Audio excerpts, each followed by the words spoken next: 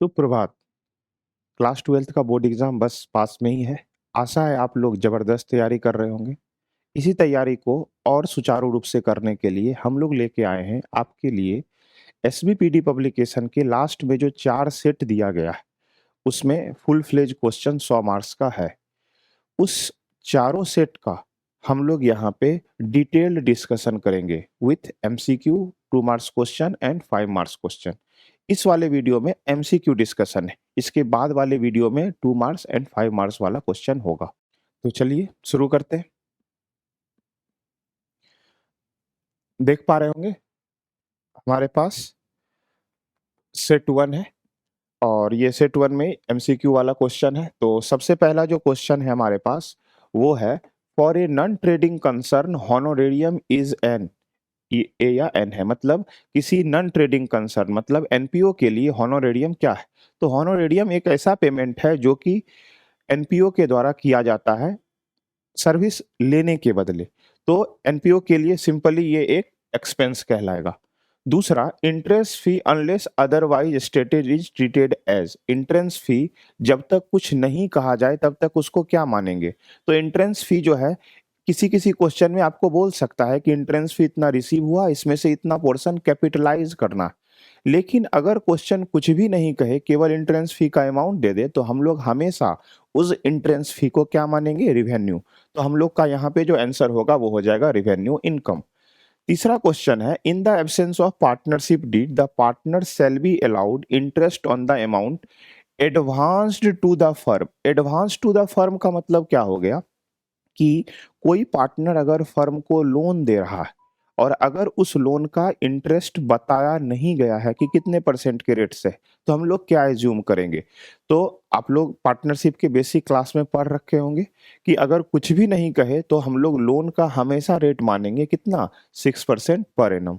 Fourth question है, which one is not the feature of partnership, मतलब partnership का कौन सा फीचर नहीं है। ध्यान देना यहाँ पे वर्ड नॉट है, नॉट पे हम लोग बहुत बार स्किप करके आगे बढ़ जाते हैं और आंसर गलत हो जाता है। तो एग्रीमेंट मैंडेटरी है, शेयरिंग ऑफ प्रॉफिट है 2 और मोर पर्सन, और यहाँ जो हमारा आंसर होगा वो होगा लिमिटेड लाइबिलिटी। क्यों? क्योंकि पार्टनरशिप में जो पार्टनर का लाइबिलिटी होता है वो अनलिमिटेड होता है। ठीक। छठा क्वेश्चन है, the interest on partners capital account under fluctuating method is to be credited to, मतलब अगर किसी पार्टनर को उसके कैपिटल पे इंटरेस्ट मिल रहा है तो वो कहाँ क्रेडिट होगा। थोड़ा हम इसके लिए एक ओवरव्यू आपको दे दे। पार्टनर्स कैपिटल अकाउंट दो तरीके से बन सकता है, फिक्स्ड कैपिटल मेथड और fluctuating capital method. Fixed capital method में दो अकाउंट बनता है, पार्टनर्स कैपिटल अकाउंट और दूसरा पार्टनर्स करेंट अकाउंट। पर फ्लक्चुएटिंग कैपिटल मेथड में हम लोग केवल एक ही अकाउंट बनाते हैं जिसको बोलते हैं partners capital account.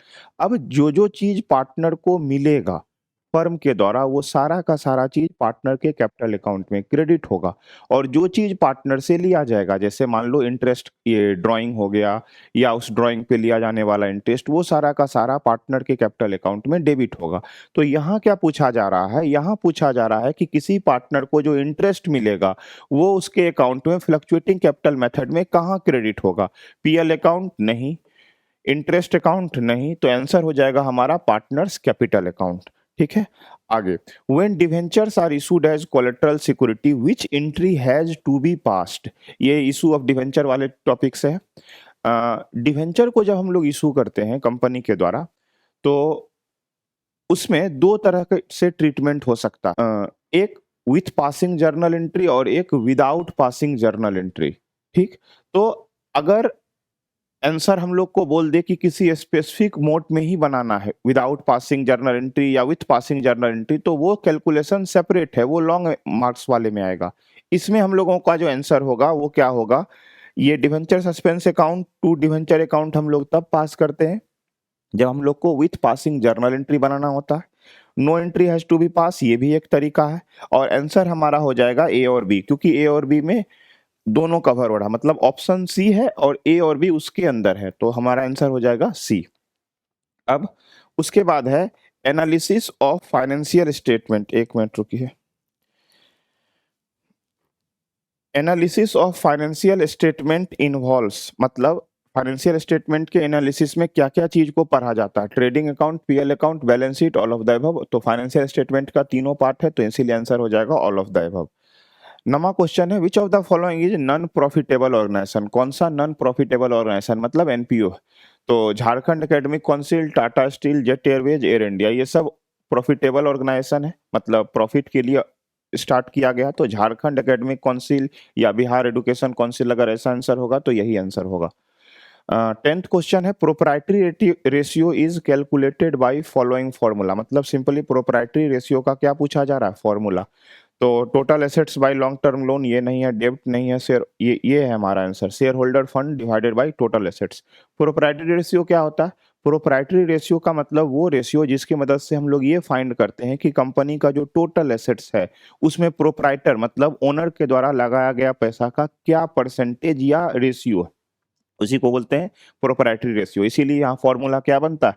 Total assets divided by, sorry, मतलब share holder fund divided by total assets. Share holder fund का मतलब यहाँ सिंपली वही किस्सा है प्रोप्राइटर वाला, क्योंकि ये सोल प्रोप्राइटरशिप बिजनेस में जो प्रोप्राइटर का रोल होता है वही कंपनी में शेयर होल्डर का होता है, इसीलिए ये फॉर्मूला बन रहा है।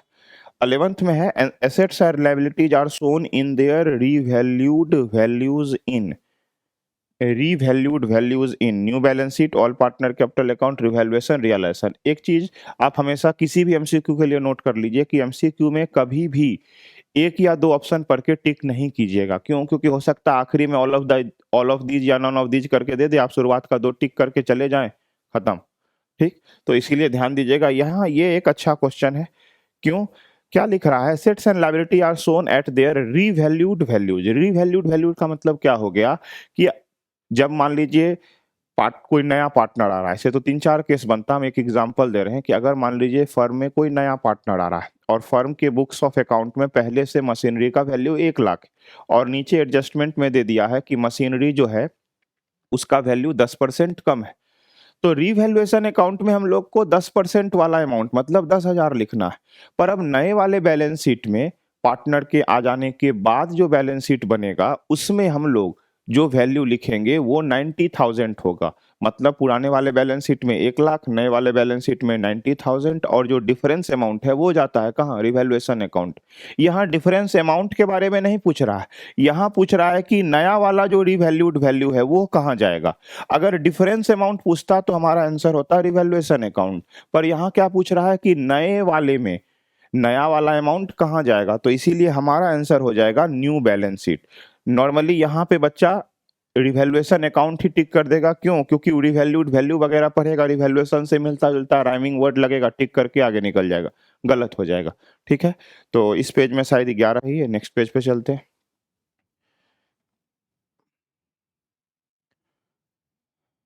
हाँ, उसके बाद है फीचर ऑफ ए कंपनी, मतलब किसी भी कंपनी का क्या क्या फीचर है? Separate legal entity, perpetual existence, limited liability, all of the above. तो आंसर हो जाएगा हमारा ऑल ऑफ द अबव। ठीक, और आगे है, एज पर companies rule 2014 company should transfer to DRR, debenture redemption reserve account, at least what percent of amount of debenture issued before commencement of redemption of debenture. मतलब company अगर अपने debenture का redemption start करेगी तो उससे पहले उसको कितना अमाउंट जो है रिडम्पशन रिजर्व में ट्रांसफर करना पड़ेगा। तो यहाँ आंसर हो जाएगा हमारा 25%। इस 25% में कोई विशेष लॉजिक नहीं है, सिंपली बुक्स में ये दिया हुआ है अमाउंट, तो इसीलिए आपको ये अब याद कर लीजिए, समझ आने के लिए इसमें कुछ नहीं। An annual report is issued by company to its. Annual report का मतलब साल के अंत में जो कंपनी रिपोर्ट प्रेजेंट करता है कि हम पूरे एक साल के दौरान क्या कैसा परफॉर्म किए, वो कंपनी किसके लिए इशू करती है? तो director, auditor, share holder, management. तो डायरेक्टर तो प्रेजेंट ही नॉर्मली करता है, ऑडिटर जांच करेगा, तो आंसर हो जाएगा शेयर होल्डर।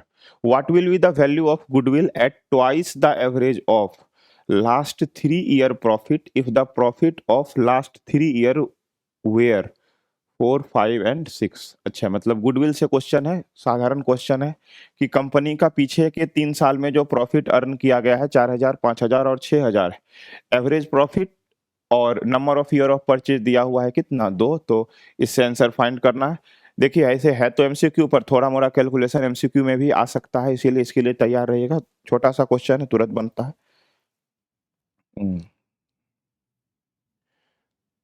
हम यहाँ पे बना रहे हैं, देखिएगा 3 साल का प्रॉफिट दिया हुआ है कितना? 4000 प्लस 5000 प्लस 6000 एवरेज निकालना है। तो इसको पहले तो ऐसे हम जोड़ देते हैं 5 4 9 6 15,000 15,000 डिवाइडेड बाय 3 तो एवरेज प्रॉफिट कितना हो गया? 5,000 और गुडविल बराबर क्या होता है? Average profit into number of year of purchase तो आंसर हो जाएगा हमारा 5,000 गुना number of year of purchase कितना था? 2 तो आंसर हो जाएगा 10,000 तो जो 10,000 है उस पे यहाँ ये बी नंबर है हमारा आंसर 10,000 ठीक। अच्छा ध्यान दीजिएगा यहाँ पे चूंकि एमसीक्यू है उसमें तो कोई वर्किंग दिखाना नहीं होता इसीलिए हम इसको तेजी से बनाने के चक्कर में पूरा फुल फ्लेज वर्ड नहीं लिख रहे हैं। आपको अगर 2 मार्क्स या 5 मार्क्स वाला क्वेश्चन होगा तो फुल फ्लेज क्वेश्चन लिखना है, एमसीक्यू में तो ऐसे भी टिक ही लगाना, तो उसमें तो जितना जल्दी आंसर निकालना है वो मकसद है। तो इसीलिए इसको आप रफ में ऐसे भी बना सकते हैं। एमसीक्यू वाले में जो 2 मार्क्स और 5 मार्क्स वाला क्वेश्चन है उसमें ये कतई नहीं कीजिएगा। तो ये हो गया 15 16 liquid assets include bills receivable debtor cash balance all of these और इसमें आंसर हो जाएगा कैश बैलेंस। अच्छा एक चीज और हाँ याद आया, जब इस मॉडल पेपर को क्लास में करा रहे थे तो कुछ कुछ आंसर का जो मैचिंग है जो मेरे द्वारा बताया गया है वो एसबीपीडी के लास्ट में जो आंसर दिया गया है उससे मैच नहीं कर रहा। ठीक, अब नहीं कर रहा है इसका बहुत सारा रीजन हो सकता है। अब उस रीजन पे नहीं जाते हुए हम यहाँ जो उसका एक्यूरेट आंसर मेरे सोच के हिसाब से होगा हम वो बता रहे हैं, ठीक है? आप उसको मेरे द्वारा बताए गए आंसर को कहीं और भी वेरीफाई कर लीजिएगा, हो सकता है कि बहुत बार प्रिंटिंग के दौरान एरर आ सकता है, ठीक? लेकिन चूंकि एमसीक्यू वाले क्वेश्चन में क्वेश्चन कंप्यूटर के द्वारा ओएमआर शीट चेक होता है तो वहाँ गलती का संभावना कम है। तो इसीलिए अगर किसी क्वेश्चन का आंसर हम जो बता रहे हैं उससे आपको डिफरेंट मिल रहा है अपने बुक में, ठीक है? तो उसको एक बार दोनों आंसर को किसी और तीसरे प्लेटफॉर्म पे आप वेरीफाई कर लीजिएगा, उसके बाद जो आपको सही लगे आप उसी को टिक कीजिएगा। ऐसे हम पूरा कोशिश कर रहे हैं आपको सही आंसर बताने का। फिर भी अगर कोई चांस बच रहा है तो आप उसको पहले से श्योर शॉट होके तब किसी आंसर को टिक कीजिएगा। ये हम आप पे छोड़ रहे हैं। 17वां है टोटल एसेट्स टू डेब्ट ratio is total assets to डेब्ट रेशियो ये हमारा हो जाएगा सॉल्वेंसी रेशियो। चलिए 18वां क्वेश्चन है if cell is 4,20,000 sales return 20,000 and cost of goods sold is 3,20,000 gross profit ratio निकालना है। ध्यान दीजिएगा ग्रॉस प्रॉफिट रेशियो निकालने के लिए आपको पहले ग्रॉस प्रॉफिट का अमाउंट पता होना आवश्यक है। अगर ग्रॉस प्रॉफिट का अमाउंट ही पता नहीं होगा तो ग्रॉस प्रॉफिट रेशियो कैसे निकलेगा? इसके लिए छोटा सा सिंपल क्वेश्चन है, 1 मिनट में बन जाएगा, ध्यान दीजिएगा। थोड़ा इसको मूव कर देते हैं। क्वेश्चन में लिख रहा है कि सेल है 4,20,000 और सेल्स रिटर्न है 20,000 तो नेट सेल जो है वो कितना हो जाएगा? 4,00,000 क्यों? 4,20,000 में 20,000 चला गया और कॉस्ट ऑफ गुड सोल्ड है हमारा 3,20,000, ठीक? तो मेरा ग्रॉस प्रॉफिट कितना हो जाएगा? 80,000 80,000 क्यों? क्योंकि ग्रॉस प्रॉफिट का फॉर्मूला ही होता है sales minus cost of good sold, trading account refer कर सकते हैं। अब हमको जीपी रेशियो निकालना, तो जीपी रेशियो का फॉर्मूला होता है GP divided by net cell into 100, ठीक? इनटू 100 तो जीपी हमारा आ गया कितना? 80,000 डिवाइडेड बाय नेट सेल कितना था? 4,00,000 इनटू 100 तो 8 पचे 40 मतलब 20% आंसर इसका होना चाहिए, ठीक है?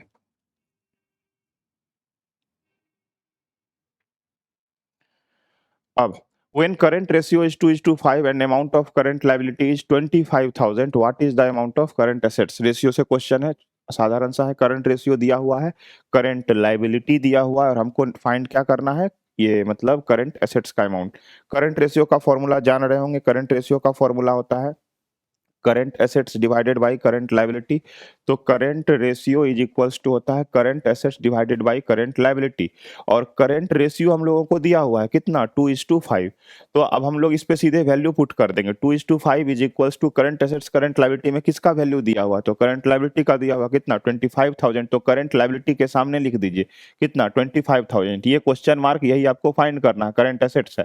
क्रॉस मल्टीप्लीकेशन करेंगे 25 इंटू 2 50,000 डिवाइडेड बाई 5 आंसर हो जाएगा कितना? 10,000।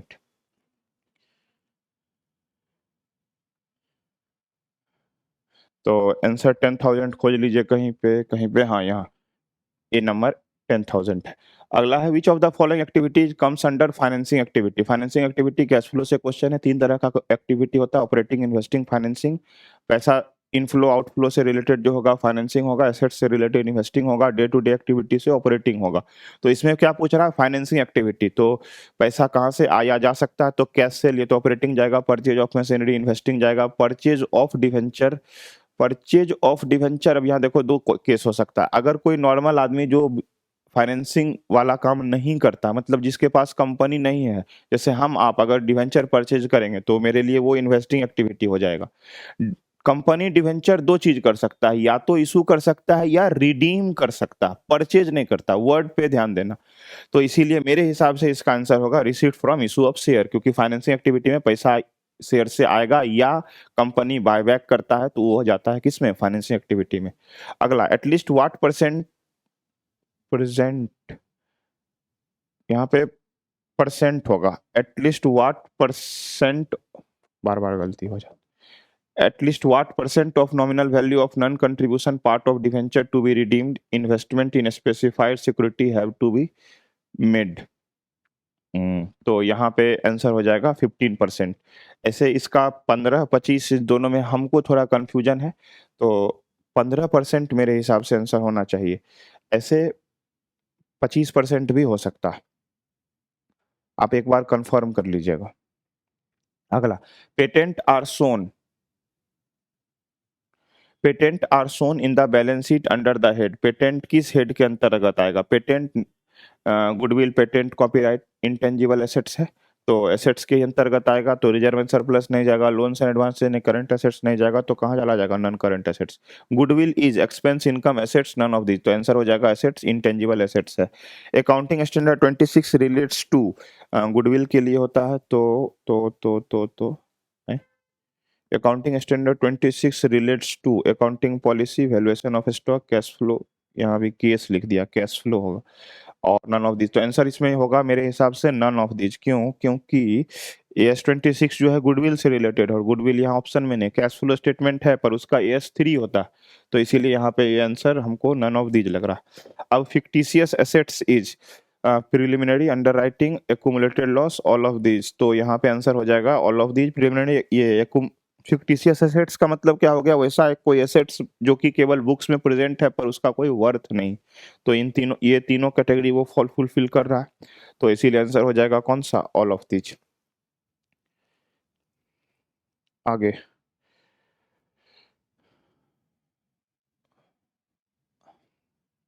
Cash and cash equivalent includes, cash and cash equivalent में क्या क्या आएगा, treasury bill, commercial bill, cash at bank, all of these, तो मेरे हिसाब से आंसर होगा ऑल ऑफ दीज। ठीक। Profit during the year 20,000, during the year there was increase in stock 90,000, decrease in debtor 5,000, what is the amount of cash from operating activity. अच्छा, operating activity में profit में हम लोग non cash non operating item को add करते हैं और non operating income को माइनस करते हैं, तो बस वही उसी से रिलेटेड क्वेश्चन है। 20,000 हमारा प्रॉफिट है, इसमें इंक्रीज इन स्टॉक हुआ है, तो अगर करंट एसेट्स बढ़ेगा तो कैश घटेगा, तो इसका मतलब ये क्या हो जाएगा, minus. And decrease in debtor, debtor ही मेरा करंट एसेट्स है, करंट एसेट्स घट रहा है तो कैश क्या हो रहा होगा, बढ़ रहा होगा, तो ये प्लस होगा, मतलब 20,000 प्लस 5,000, ये हो जाएगा 25,000 और माइनस 90,000, तो 25,000 प्लस में हो गया और 90,000 माइनस में हो गया, तो ये हो जाएगा 65,000। 65,000 का आउटफ्लो है ऑपरेटिंग एक्टिविटी से, तो आंसर 65,000 खोज लो। नहीं, 65 तो कहीं है ही नहीं। क्या क्वेश्चन था, profit during the year 20,000, during the year there was increase in stock 90,000 and decrease in debtor 5,000, stock minus ये प्लस, ये मेरे हिसाब से क्वेश्चन जो है सर गलत है।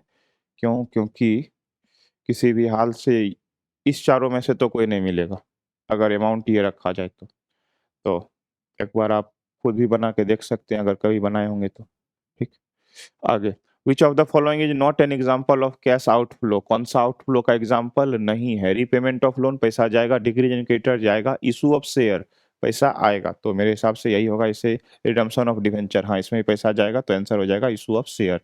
XYZ partner in the ratio 3:4:3, Y retire and Z share profit in equal ratio, Y retire and Z share profit in equal ratio, new ratio of X and, यहाँ कुछ लाइन में जो है मेरे हिसाब से मिस प्रिंट है। क्यों मिस प्रिंट है? क्योंकि कुछ मीनिंग नहीं निकल रहा। वाई रिटायर किया, ठीक, यहाँ तक सही है। And Z share profit in equal ratio, तो जेड किसके साथ इक्वल शेयर करेगा? तो इसके लिए तो कोई और बचा हुआ होना चाहिए, तो मेरे हिसाब से एक्स होगा। हम जैसा समझ पा रहे हैं, हम बना के देख रहे हैं कि मेरे हिसाब से क्वेश्चन ये होना चाहिए, एक्स वाई जेड 3 पार्टनर था, 3-4-3 का रेशियो था, वाई रिटायर किया और एक्स और जेड जो है आगे प्रॉफिट इक्वल रेशियो में शेयर करेगा। किसका वाला? वाई वाला। मतलब वाई जो अपना हिस्सा छोड़ के जाएगा, वो हिस्सा एक्स और जेड शेयर करेगा इक्वल रेशियो में, और उसके बाद जो है हम लोगों को एक्स और जेड का न्यू रेशियो निकालना है। तो मेरे हिसाब से हम ऐसा ही समझ पा रहे हैं। अब फॉर्मूला क्या हो जाएगा? Old ratio plus gaining ratio, या गेनिंग शेयर जिसको कह सकते हैं। तो ओल्ड तो पता, गेनिंग अगर हम लोग निकाल लें तो गेनिंग के लिए हमको वाई का शेयर का डिस्ट्रीब्यूशन चाहिए। तो वाई का जो शेयर था वो कितना था? एक मिनट, हम इसको मिटाए। वाई का शेयर था 4/10, इसमें से एक्स ले लेगा कितना? इक्वल रेशियो कह रहा है तो 1/2, इसका मतलब आंसर हो जाएगा 4/20। मतलब 4/20 एक्स भी लेगा और 4/20 वाई भी लेगा। मतलब एक्स और वाई दोनों का जो गेन है वाई के शेयर से 4/20 है। अब ओल्ड शेयर तो दिया हुआ ओल्ड शेयर दिया हुआ एक्स का कितना?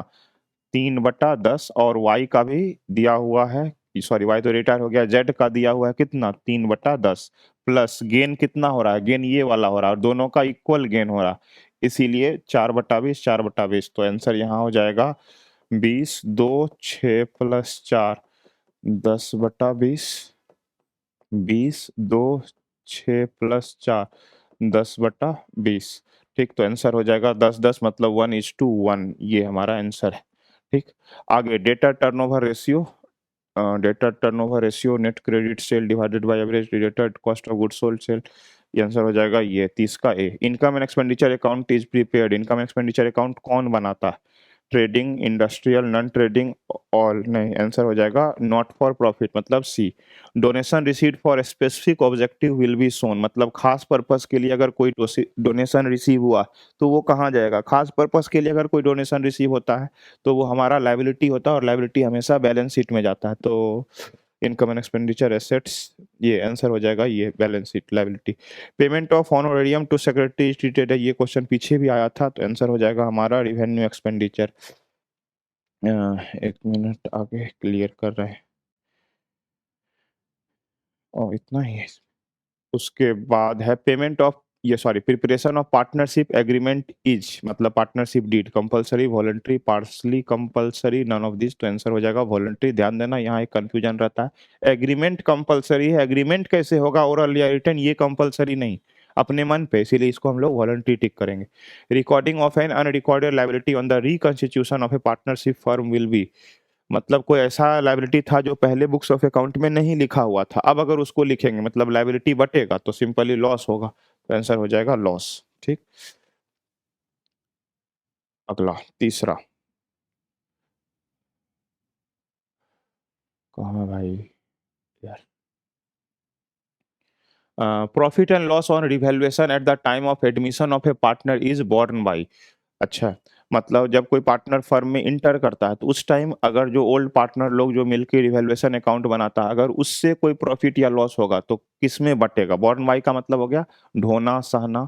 ठीक, तो किससे बटेगा? तो इसको हम लोग ओल्ड पार्टनर ओल्ड डेज में बांटते हैं, इसीलिए आंसर हो जाएगा ओल्ड पार्टनर। एक मिनट, आंसर हो जाएगा ओल्ड पार्टनर। अगला, the old profit sharing ratio among Rajendra, Satish and Tejpal, calculation है where 2:1, the new profit sharing ratio after Satish retirement is, अच्छा, इसमें से सतीश जी चले गए, ये गेनिंग रेशियो कितना होगा? गेनिंग रेशियो का फॉर्मूला है न्यू माइनस ओल्ड, तो इससे निकाल सकते हैं, निकाल कर सकते हैं, निकाल ही लेते हैं।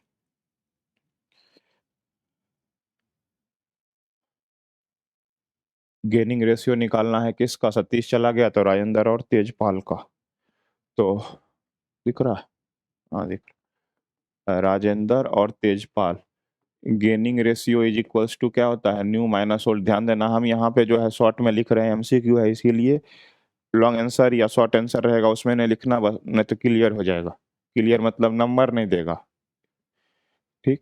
तो गेनिंग रेशियो के लिए राजेंद्र का न्यू शेयर कितना है, 3:2, मतलब 3/5, और इसका है 2/5, माइनस माइनस राजेंद्र का ओल्ड शेयर कितना था, 2 2 4 और 1 5, तो 2/5, और इसका हो जाएगा 1/5, तो 1/5 तो 1:1 का है। हाँ यहाँ देखो आंसर सी, तो आंसर हो जाएगा हमारा सी अमाउंट ये वाला। On the death of a partner the amount of GLP is credited to capital account of, मतलब कोई पार्टनर अगर स्विच ऑफ हो गया तो उसका जो जीएलपी का अमाउंट है वो कैसे बटेगा, तो जब आता है तो पूरा जीएलपी खत्म हो जाता है, तो इसीलिए only the deceased all partner remaining. तो आंसर ये हो जाएगा all partner including disease partner, का मतलब हो गया वो पार्टनर जिसका डेथ हो गया। अगला, at the time of admission of a new partner general reserve appearing in old balance sheet is transferred to, मतलब अगर कोई एडमिशन वाला केस है तो फर्म में पहले से जो बैलेंस शीट में अगर जनरल रिजर्व दिख रहा है तो वो किस कैसे बटेगा, तो वो बटेगा कैसे, पुराना पार्टनर के द्वारा क्रिएट किया गया था, तो इसीलिए आंसर हो जाएगा ओल्ड पार्टनर। ऑल पार्टनर ने टिक करना, क्योंकि ऑल में तो न्यू और ओल्ड दोनों आ जाएगा, तो नए वाले को पुराने पार्टनर के द्वारा क्रिएटेड रिजर्व का फायदा क्यों देंगे, तो इसीलिए आंसर हो जाएगा हमारा क्या, ओल्ड पार्टनर कैपिटल अकाउंट। अगला, after transferring liabilities like creditor and bills payable in the realization account in the absence of any information regarding their payment, such liabilities are treated। अच्छा चलो ये हम स्टार मार्क लगाते हैं, अच्छा question है, dissolution का क्वेश्चन है। क्या कह रहा है सुनना, मतलब जब डिसोल्यूशन के केस में बैलेंस शीट से जब हम लोग सारा लायबिलिटी को ट्रांसफर करते हैं कहाँ, रियलाइजेशन अकाउंट में, तो अगर हम लोग लायबिलिटी को ट्रांसफर कर दिए और मान लो 4 लायबिलिटी में से 3 लायबिलिटी को कितना पे करना है उसका वैल्यू दिया हुआ है, लेकिन चौथे लायबिलिटी का वैल्यू दिया ही नहीं, मतलब उसके बारे में कोई चर्चा ही नहीं किया, तो ध्यान देना अगर लायबिलिटी के बारे में कहीं कुछ नहीं भी दिया है तो उसका जो बुक वैल्यू है, मतलब जो वैल्यू आप ट्रांसफर किए हैं बैलेंस शीट से कहाँ, रियलाइजेशन अकाउंट, वो अमाउंट हर हाल में पे होगा, ठीक है।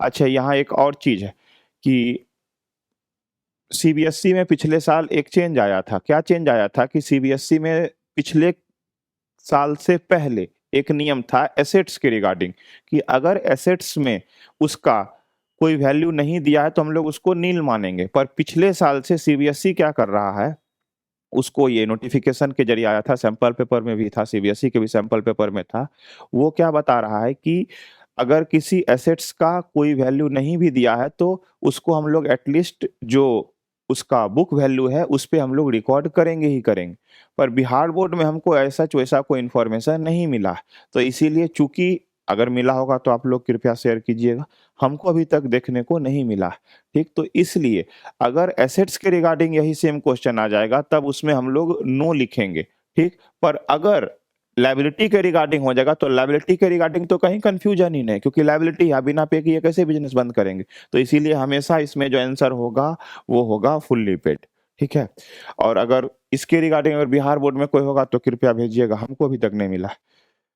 Donation receipt for general purpose will be shown, general purpose का डोनेशन स्पेसिफिक रहता है तो बैलेंस शीट में जाता है, जनरल है तो इनकम एंड एक्सपेंडिचर अकाउंट में चला जाएगा नॉर्मल इनकम की तरह। Receipt and payment account usually indicates, receipt and payment account मतलब क्या बतलाता, तो surplus, capital fund, debit balance, credit balance, normal क्या है रिसिप्ट एंड पेमेंट अकाउंट में का, आप इसको ऐसे समझिए कि रिसिप्ट एंड पेमेंट अकाउंट किस अकाउंट के रिप्लेसमेंट के बदले बनता है, तो आंसर हो जाएगा कैश बुक के बदले, मतलब एनपीओ में जो कैश बुक है वो नहीं बनता, उसके बदले क्या बनता है, receipt and payment account. Cash book बोले या कैश अकाउंट बोले वो एसेट्स है और एसेट्स का बैलेंस होता है डेबिट, इसका मतलब कैश अकाउंट का बैलेंस होता है नॉर्मली डेबिट। अब चूंकि receipt and payment account cash book का ही रिप्लेसमेंट है तो इसीलिए यहाँ भी आंसर हो जाएगा डेबिट बैलेंस, ठीक है। In the absence of partnership deed partner shall be, मतलब अगर कोई पार्टनरशिप के बारे में नहीं कुछ चर्चा किया गया है तो paid salary, not be paid salary, be paid salary to those who work for the firm, none of this, be paid salary, not to be paid salary, be paid, तो आंसर हो जाएगा in partnership deed partner shall, answer हो जाएगा मेरे हिसाब से not be paid salary, ऐसे none of these भी मीनिंग वही निकल रहा, पर नन ऑफ दीज में नहीं, नन ऑफ दीज आंसर नहीं होगा इसका। क्यों? क्योंकि अगर नन ऑफ दीज होगा तो इसका मतलब ये तो ऑटोमेटिक कट गया, नॉट बी पेड सैलरी, जो कि होगा नहीं। तो मेरे हिसाब से आंसर होगा बी। ठीक। The relation of partner with the firm is manager servant agent, none of this. तो आंसर हो जाएगा हमारा एज एन एजेंट। क्यों? क्योंकि पार्टनरशिप के कैरेक्टरिस्टिक्स में पढ़े थे कि पार्टनर सेम टाइम फर्म का principal as well as agent दोनों होता है, तो इसीलिए आंसर हो जाएगा agent. Share of goodwill brought in cash by new partner is called profit assets, answer हो जाएगा प्रीमियम। क्यों? क्योंकि आप लोग जर्नल एंट्री भी करते होंगे प्रीमियम फॉर गुडविल, तो इसीलिए वर्ड हो जाएगा premium. Excess of credit over debit side in revaluation account, मतलब रिवैल्यूएशन अकाउंट में अगर क्रेडिट साइड बड़ा है और डेबिट साइड छोटा है, तो क्रेडिट अगर बड़ा तो क्रेडिट रिप्रेजेंट करता है इनकम को, तो अगर क्रेडिट बड़ा है डेबिट छोटा है तो सिंपली ये प्रॉफिट है, तो रिवैल्यूएशन का ये प्रॉफिट हो जाएगा। Insolvency of a partner lead to which type of dissolution, ध्यान देना ये डिजोल्यूशन जो है बहुत तरीके से हो सकता है, अपने मन से, कोर्ट के द्वारा, कंपलसरी। तो ये इंसॉल्वेंसी जो आता है वो आता है compulsory dissolution. Income and expenditure account is a nominal account होगा। क्यों? क्योंकि रिप्रेजेंट करता है एक्सपेंस, इनकम, लॉस, गेन। अगला, A and B share profit in the ratio 2:3, in future they decided to share profit in equal ratio, which partner will sacrifice in which ratio. अच्छा, A और B जो है profit share कर रहा है 2:3 में, और भविष्य में ये लोग तय किया है कि इक्वल रेशियो आगे तय करेगा, मतलब ठीक। और इसमें निकालना है कौन सा पार्टनर सेक्रीफाइस करेगा, तो चलिए बनाते हैं।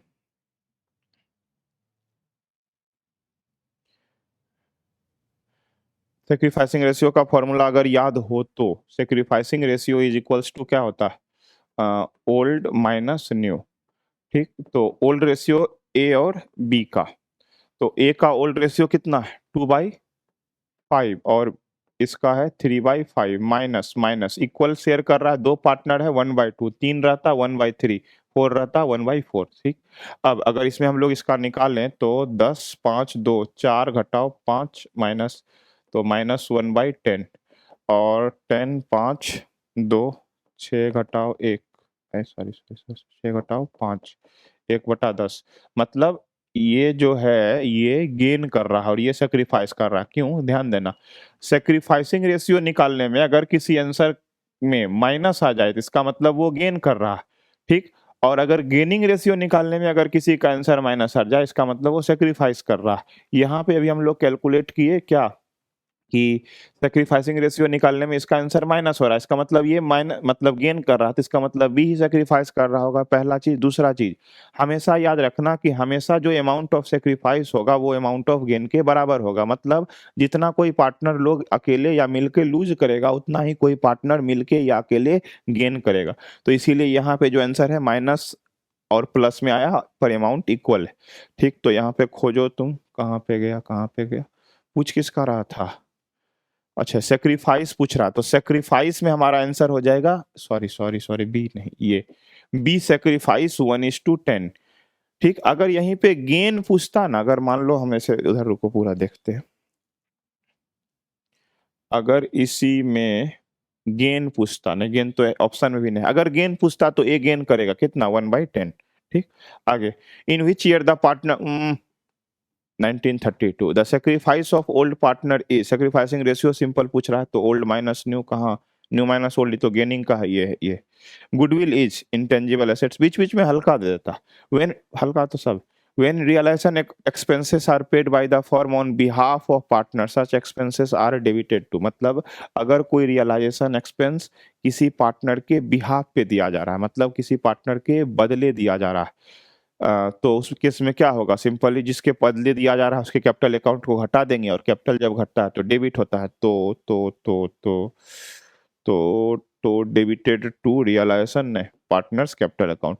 विच of the following activity comes under financial activity, मतलब फाइनेंसिंग सिंपली पूछ रहा है, तो receipt from issue of issuance of equity share भी होगा, कैश सेल नहीं होगा, bank overdraft, purchase of debenture. ये परचेज बार बार का लिखता, बैंक ओवरड्राफ्ट, कैश सेल, तो मेरे हिसाब से आंसर ये होगा, इससे ये भी जा सकता है।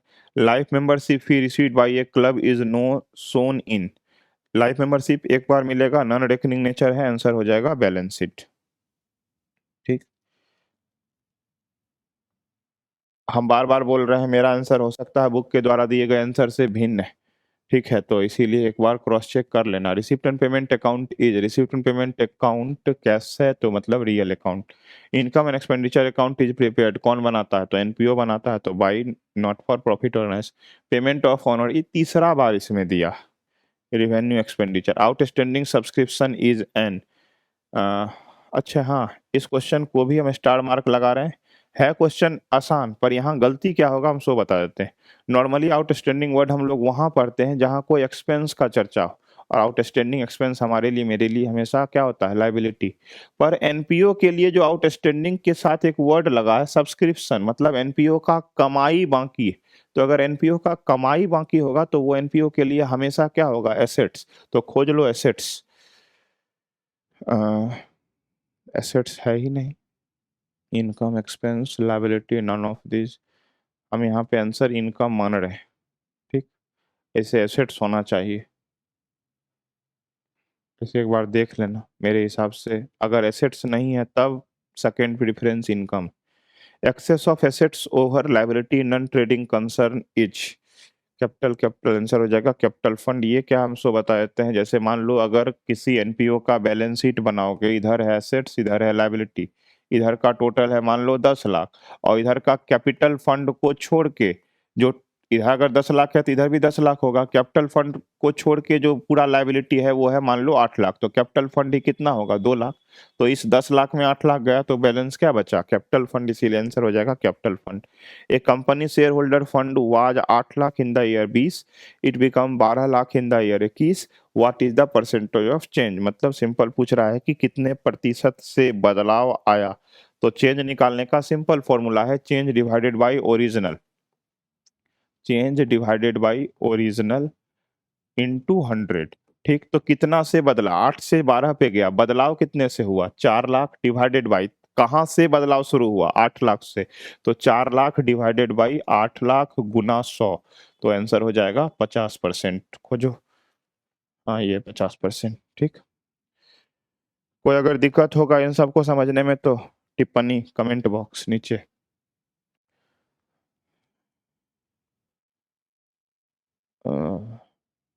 चलो, क्वेश्चन है companies net sale are 15 lakh, cost of sale is 10 lakh, indirect expense 3 lakh, amount of gross profit कितना होगा। तो ग्रॉस प्रॉफिट 15 घटाओ 10 तो हो जाएगा 5 लाख। अच्छा, एक चीज और याद आया हमको, इस क्वेश्चन को भी क्लास में कराने के दौरान इसका आंसर गलत था, और शायद इसका आंसर शायद मेरे हिसाब से है 2 लाख। लेकिन ये 2 लाख गलत है, क्यों गलत है हम इसके पीछे लॉजिक बता देते हैं। यहाँ पे ग्रॉस प्रॉफिट बोल रहा है निकालने, ग्रॉस प्रॉफिट का मतलब हम लोग को बनाना क्या है, ट्रेडिंग अकाउंट। अगर नेट प्रॉफिट बोलता तब बनाते हम लोग ग्रॉस, ये ट्रेडिंग के साथ साथ क्या, पीएल अकाउंट। ध्यान देना, ट्रेडिंग अकाउंट में हम लोग डायरेक्ट एक्सपेंस लिखते हैं और पीएल अकाउंट में लिखते हैं इनडायरेक्ट एक्सपेंस। तो जब हमको पूछ रहा है ग्रॉस प्रॉफिट, इसका मतलब पीएल में तो जाना ही नहीं, हमको तो केवल और केवल समेट के रह जाना है कहाँ, ट्रेडिंग अकाउंट। जब ट्रेडिंग अकाउंट में इनडायरेक्ट एक्सपेंस रिकॉर्ड ही नहीं होता तो इसका मतलब इस अमाउंट का तो यहाँ कोई रोल नहीं है। इसीलिए 15 घटाओ 10 हमारा आंसर होगा कितना, 5 लाख। अगर यही पूछता नेट प्रॉफिट, तब 15 घटाओ 10, 5 घटाओ 3, तब आंसर होता कितना, 2 लाख। ऐसे मेरे बोलने पे अगर नहीं विश्वास है तो कोई आसपास आप कहीं अगर पढ़ रहे होंगे तो वहां एक बार टीचर से पूछ लीजिएगा। अगला, sales less cost of goods sold is called gross profit, trading account से रिलेटेड है। Comparative statement are also known as dynamic, horizontal, vertical, answer हो जाएगा horizontal analysis. Section of companies act 13 requires that balance sheet to prescribe form, यहाँ पे 28 29, हाँ यहाँ section 129। Balance sheet is a account statement both and B all of the, answer हो जाएगा statement. क्यों होगा, क्योंकि बैलेंस शीट अकाउंट नहीं, अकाउंट होता तो बैलेंस शीट में भी डेबिट क्रेडिट होता है, डेबिट क्रेडिट नहीं होता, एसेट्स लायबिलिटी होता। इसीलिए ये क्या है, स्टेटमेंट। किस चीज का, कि साल के अंत में मेरे पास एसेट्स और लायबिलिटी का कितना बैलेंस बचा है, बस उसी का स्टेटमेंट है। Profit and loss disclose by company, account of a company is shown under the current liability provision share capital, answer हो जाएगा रिजर्व्स एंड सरप्लस। क्यों, क्योंकि प्रॉफिट जो है उसी को यहाँ कंपनी में सरप्लस बोला जाता है। Share capital is shown in balance sheet under the head authorised issued paid up share holder, तो आंसर हो जाएगा share holder fund. Annual report issued by A company for, ये भी क्वेश्चन शायद दूसरा बार है, शायद हाँ ये दूसरा ही है। किसके लिए इशू किया था, तो शेयर होल्डर के लिए। Balance sheet of a company is prepared in order of liquidity, permanence, any of two, partly. ऐसे देखो आंसर एनी ऑफ टू भी हो सकता है, पर कंपनी पूछ रहा है तो वो हमेशा in the order of permanence होता है। अब ये होता क्या हमसे बताया, तो in the order of permanence का मतलब हो गया वैसा कोई एसेट्स या वैसा कोई लायबिलिटी जो कंपनी में लंबे समय तक रहेगा उसको ऊपर लिखेंगे और छोटे अवधि वाले मतलब शॉर्ट टर्म वाले को नीचे लिखेंगे। मतलब नॉन करंट लायबिलिटी ऊपर, करंट लायबिलिटी नीचे। ठीक उसी तरह नॉन करंट एसेट्स ऊपर, करंट एसेट्स नीचे। इन द लिक्विडिटी का मतलब क्या होता है, उल्टा। मतलब अगर जो लिक्विड एसेट्स है मतलब जो जल्दी आने जाने वाला है उसको ऊपर लिखेंगे। तो कंपनी में बाय डिफॉल्ट उसको हम लोग बनाते हैं in the order of permanence, इसीलिए आंसर हो जाएगा permanence. In which meeting of a company directors report is presented, AGM में होता है। खोजो डायरेक्टर मैनेजमेंट मीटिंग, ये एजीएम मतलब यही एनुअल जनरल मीटिंग को ही हम लोग एजीएम बोलते हैं। ठीक, आगे।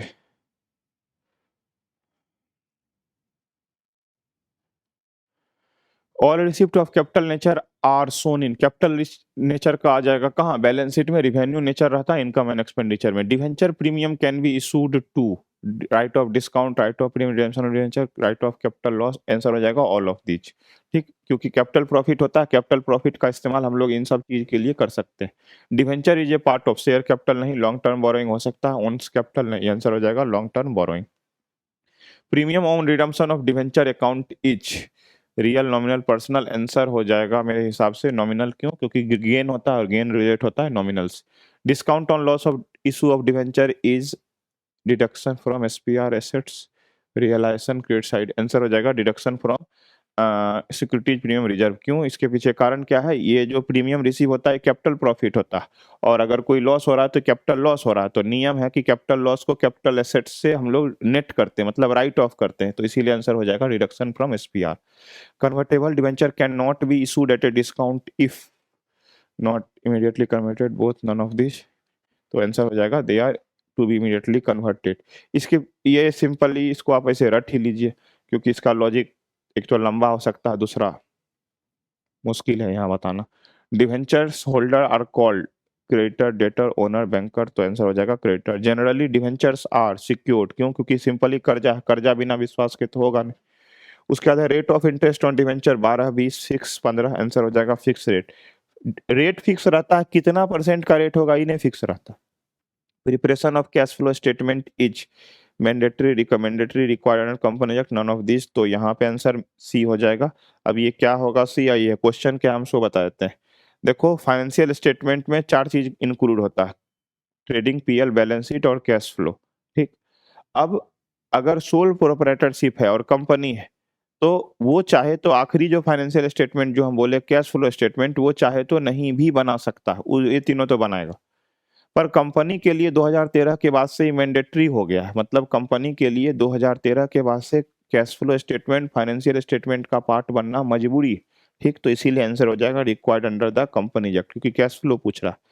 While calculating profit from activity which will be added back to net profit, कौन सा वापस ऐड होगा, तो non cash expense, non operating expense add होता है, तो goodwill written off, depreciation, loss. तो आंसर हो जाएगा ऑल ऑफ दीज। ठीक,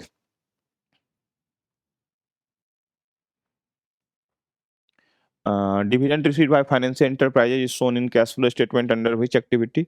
ध्यान देना यहाँ पे वर्ड है फाइनेंशियल इंटरप्राइजेज, मतलब जिसका काम ही है ये करना, तो इसीलिए आंसर हो जाएगा ऑपरेटिंग।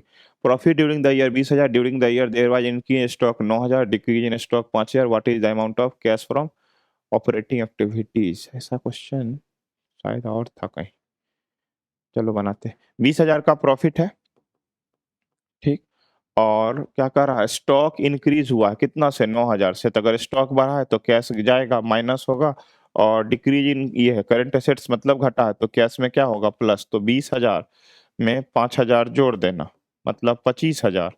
और 25,000 में से 9,000 क्या हो जाएगा, घट जाएगा। तो आंसर हो जाएगा 16,000। तो 16, हाँ ये देखो 16,000। while calculating cash flow from operating activity which is added, तो लैंग्वेज लिखता है एडेड टू नेट प्रॉफिट हो, तो कौन सा नेट प्रॉफिट में ऐड होगा, तो इंक्रीज इन स्टॉक, इसमें कैश जाएगा। Decrease in stock, current assets घटा है, कैश बढ़ेगा, ये होगा इंक्रीज डेटा डिक्रीज। ये आंसर ये होगा बी। क्यों, क्योंकि उन तीनों में कैश डाउन होगा। हो गया। अब अगला पेज। आंसर भी दिया हुआ है, इसे एक बार कंफर्म करते रहना, अगर कुछ डिफरेंस लगे कि नहीं ये नहीं ये होना तो हमको टिप्पणी। Which of the following is not the source of cash, मतलब कैश किससे नहीं आएगा? तो fund from operation, sale of fixed, अच्छा नॉट पूछ रहा, ध्यान देना। नॉट तो purchase of fixed assets answer होगा, क्यों? क्योंकि सामान खरीदेंगे, एसेट्स खरीदेंगे तो कैश जाएगा। Following are included in cash equivalent, treasury, trade paper, bank deposit, all of these answer होगा। Term current assets include long term, short term, नाम ही है करंट तो शॉर्ट टर्म होगा। Proprietary ratio indicate the relationship between proprietor fund and, शुरुआत में भी एक क्वेश्चन था, ये आंसर हो जाएगा total assets. Total assets to डेब्ट रेशियो निकालना है। अच्छा, टोटल एसेट्स टू डेब्ट,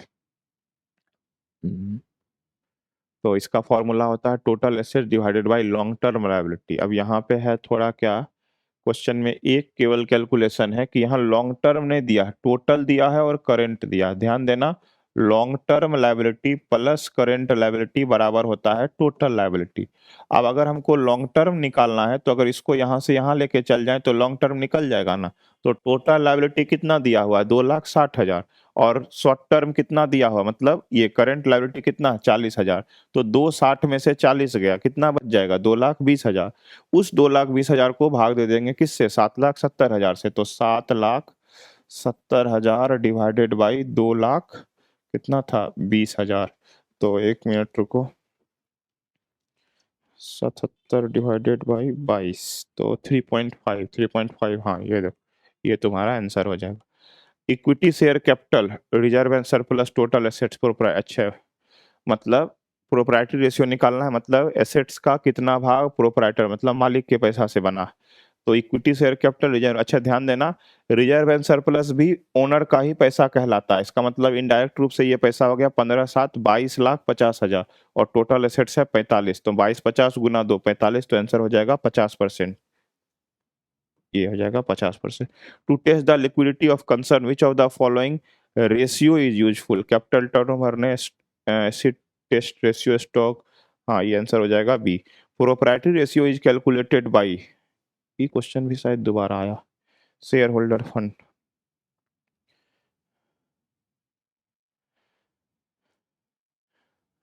अगला, the satisfactory ratio between internal and external equity 2:1 का आइडियल आता है। Liquid assets include B are debtor cash,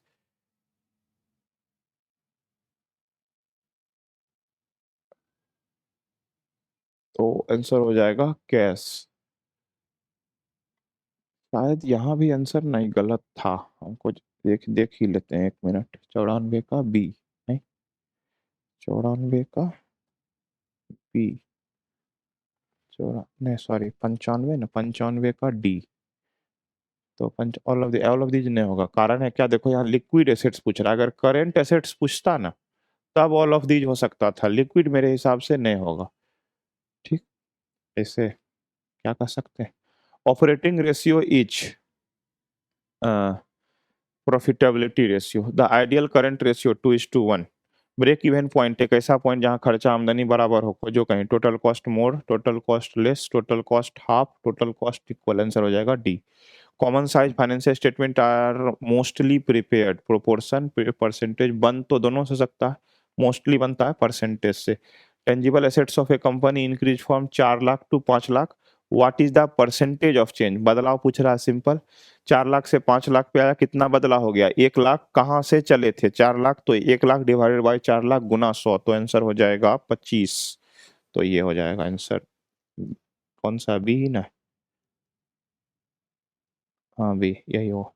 ठीक है, तो ये वाला एमसीक्यू खत्म हो गया। सेट सेकंड, थर्ड और फोर्थ तुरंत अपलोड आप आज ही मिल जाएगा। इसके बाद इसी सेट का शॉर्ट आंसर और लॉन्ग आंसर भी है, उसको जरूर देखिएगा। और जब ये चारों सेट खत्म हो जाएगा तो जो बिहार बोर्ड का मॉडल पेपर है एक्चुअल सरकार वाला, ठीक है, उसको भी डिस्कस करने का कोशिश करेंगे। धन्यवाद।